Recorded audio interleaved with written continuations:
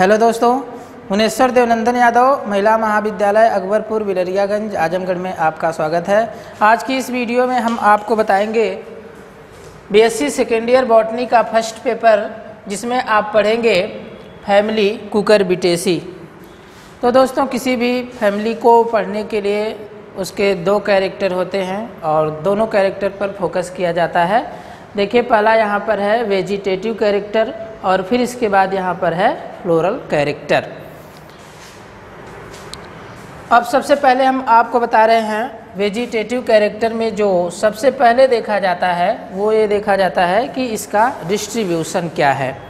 तो दोस्तों, इसका जो डिस्ट्रीब्यूशन है वो देखिए, जो वर्ल्ड लेवल पर इसका डिस्ट्रीब्यूशन है, इसमें कुल 110 जेनरा और 640 स्पीसीज पाई जाती है। पूरे वर्ल्ड की बात की जा रही है।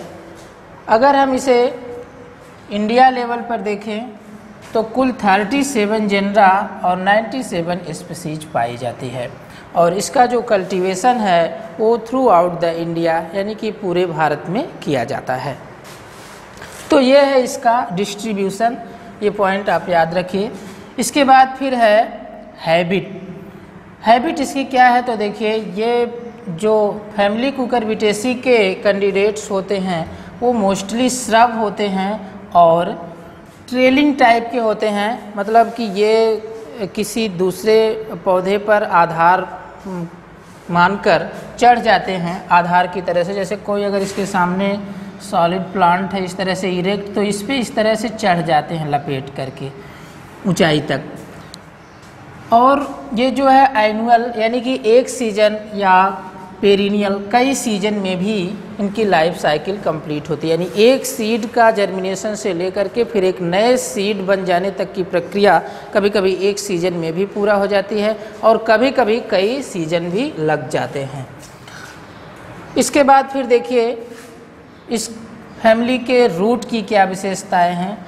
तो इसमें जो इस फैमिली में टैप रूट यानी कि mostly tap root present. Root mostly two type, you know that taproot and adventitious root. In the case of taproot, only one main branch, that type only one main branch, and from the main branch also many branch arises. This is a taproot. But in the case of adventitious root, this is a plant and the root arises from one point, many root fiber like root present. Then in the case of family cucurbitaceae, mostly tap root present and branched. Tap root तो पाई जाती है और branched भी होती है। फिर इसके बाद देखिए है स्टेम। स्टेम कैसा होता है, हर्बेसियस, यानी कि इसका जो स्टेम होता है वह हर्ब की तरह से होता है, साकी। और क्लाइंबिंग का मतलब यही जो है ट्रेलिंग, यानी कि यह किसी पौधे पर चढ़ जाते हैं। और फिर है इसका जो स्टेम वह पेंटेंगुलर होता है। पेंटेंगुलर का मतलब कि ऐसे एकदम राउंडेड नहीं होता है, थोड़ा दबा दबा, यानी कि पेंटेंगुलर। आप कद्दू या लौकी इस तरह का स्टेम देखेंगे तो आपको पता चल जाएगा कि इसका स्टेम कैसा होता है। फिर इसके बाद देखिए, स्टेम के बाद हम बात करेंगे लीव्स की। तो the leaves are commonly alternate exstipulated, that means stipule absent. Leaves are mostly simple, that means solitary leaves found, that not compound leaves are found. Palmy, it means palm like, जैसे हथेली है इस तरह से इसकी leaf मिलेगी। कद्दू की लीफ आप देखे ही होंगे। This is the distribution, habit, root, stem, leaves are vegetative characters. After then you look here floral character. In the case of floral character, first most important character is the inflorescence. Inflorescence is the arrangement of flower on the flower stem. Flower की stem पर जो flower का arrangement है वो inflorescence है। तब देखिए the flower mostly solitary, it means only one in single flower are found. Flower mostly solitary, sometime raceme, cymes are panicles और पेनिकिल्स। अब इसके बाद देखिए जो नेक्स्ट कैरेक्टर है वो फ्लावर का है। तो फ्लावर कैसा होता है, तो इसका जो फ्लावर होता है वो है pedicellate, incomplete, actinomorphic, mostly unisexual, pentamerous. Pedicellate means pedicel found, incomplete that means 4 part of flower are not present, 4 part means calyx, corolla, androecium, gynoecium.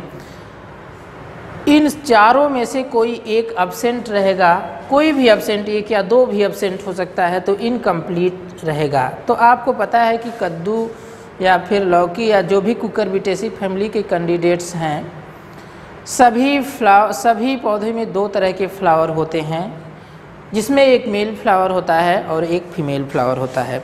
अगर मेल फ्लावर है तो उसमें स्टेमन रहेगा, गाइनोसियम नहीं रहेगा, यानी कि एंड्रोसियम रहेगा, गाइनोसियम नहीं रहेगा। लेकिन अगर फीमेल फ्लावर है तो उसमें गाइनोसियम रहेगा, एंड्रोसियम नहीं रहेगा। तो इस तरह से फ्लावर के चारों पार्ट में से एक पार्ट नहीं पाए जाते हैं। इस वजह से इस फैमिली के जो भी कैंडिडेट हैं उनके फ्लावर इनकम्प्लीट होते हैं। इसके बाद एक्टिनोमार्फिक है, मोस्टली यूनिसेक्सुअल। मैंने आपको बताया ही है कि यूनिसेक्सुअल मतलब अगर मेल है तो उसमें गाइनोसियम नहीं होगा और फीमेल फ्लावर है तो उसमें एंड्रोसियम नहीं होगा, यानी कि एक लिंगी फ्लावर होता है। मेल फीमेल दोनों पार्ट एक ही फ्लावर में प्रेजेंट नहीं होते हैं। इसके बाद फिर है पेंटामेरस। फिर इसके बाद क्या है, अब देखिए 2 तरह के फ्लावर मैंने दिखाया था, तो अभी यहाँ पर देखिए मेल फ्लावर है और फिर यहाँ पर देखिए क्या है, फीमेल फ्लावर है। तो सबसे पहले हम देख लेते हैं कि इसके मेल फ्लावर की क्या विशेषता है। तो दोस्तों जो मेल फ्लावर होता है, यहाँ पर देखिए लिखा है प्रोड्यूस इन लार्जर नंबर। तो जो मेल फ्लावर है उसकी संख्या बहुत ज़्यादा होती है, फीमेल फ्लावर की संख्या कम होती है। जैसे अगर हम लौकी का ही एग्जाम्पल लें तो इस तरह से अगर एक लौकी का स्टेम है तो कई सारे मेल फ्लावर इस तरह से लगेंगे।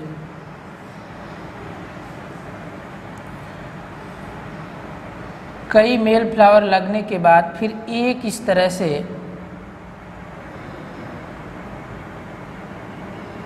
फीमेल फ्लावर लगेगा, यानी जहाँ से ये लौकी का फ्रूट बनेगा। बाकी कई मेल फ्लावर लगेंगे, कई फ्लावर लगने के बाद एक फीमेल फ्लावर लगेगा। तो इसका मतलब ये है कि जो मेल फ्लावर होते हैं वो बहुत ज़्यादा संख्या में प्रोड्यूस होते हैं, बहुत ज़्यादा संख्या में बनते हैं।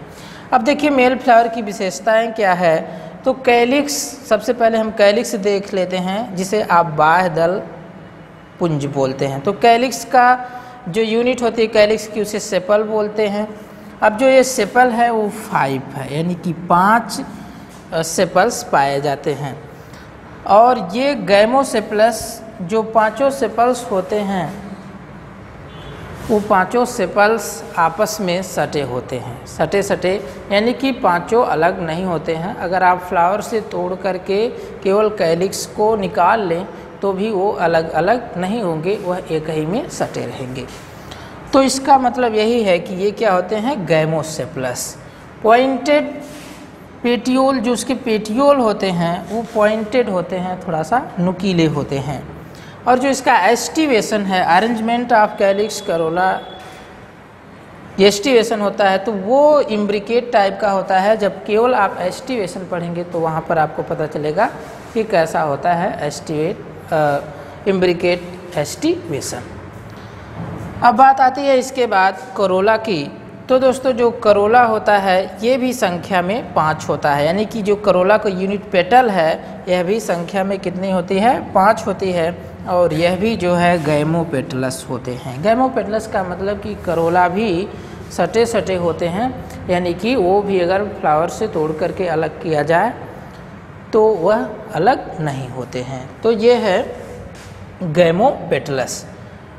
दूसरी बात आप देखिए यहाँ पर एक इम्पॉर्टेंट है जो इस फैमिली का महत्वपूर्ण कैरेक्टर है। देखिए इंसर्टेड ऑन कैलिक्स ट्यूब। तो इस तरह से अगर कैलिक्स बना हुआ है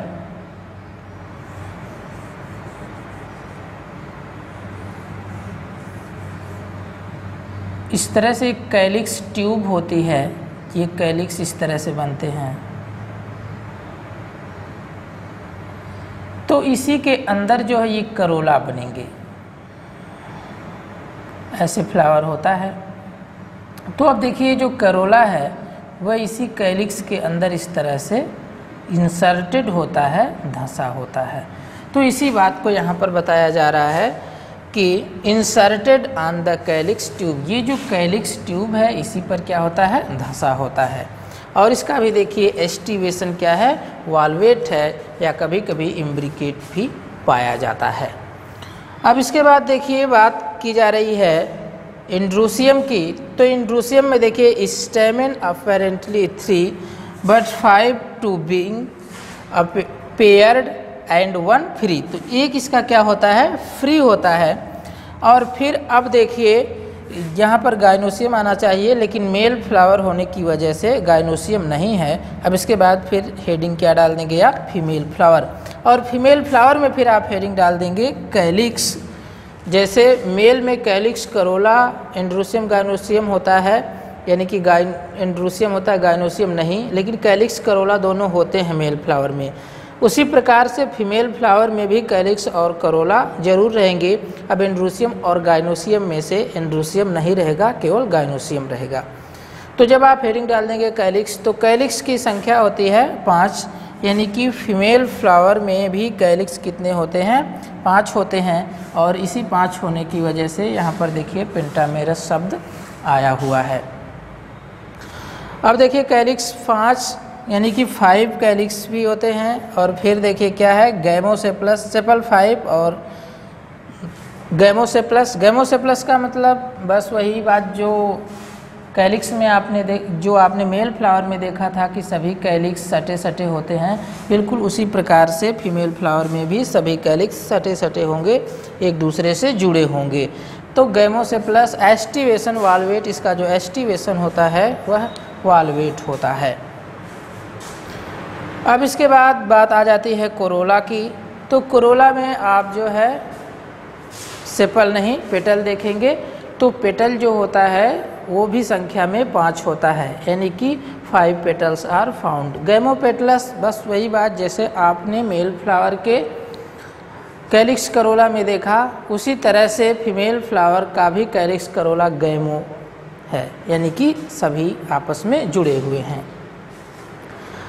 तो ये हो गया gamopetalous inserted on calyx tube. तो जैसे मेल फ्लावर के कैलिक्स में करोला इंसर्टेड होता है, कैलिक्स ट्यूब में करोला इंसर्टेड होते हैं, उसी प्रकार से फीमेल फ्लावर के कैलिक्स ट्यूब में भी करोला इंसर्टेड होते हैं।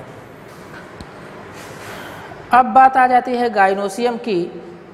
एंड्रूसियम की बात नहीं आई क्योंकि मेल फ्लावर है और मेल फ्लावर में एंड्रूसियम नहीं होते हैं, मेल फ्लावर में केवल गाइनोसियम ही होता है। ऐसे बहुत सारी फैमिली हैं, कई फैमिली के अंदर जो कैंडिडेट होते हैं उनके फ्लावर बाईसेक्सुअल नहीं यूनिसेक्सुअल ही होते हैं।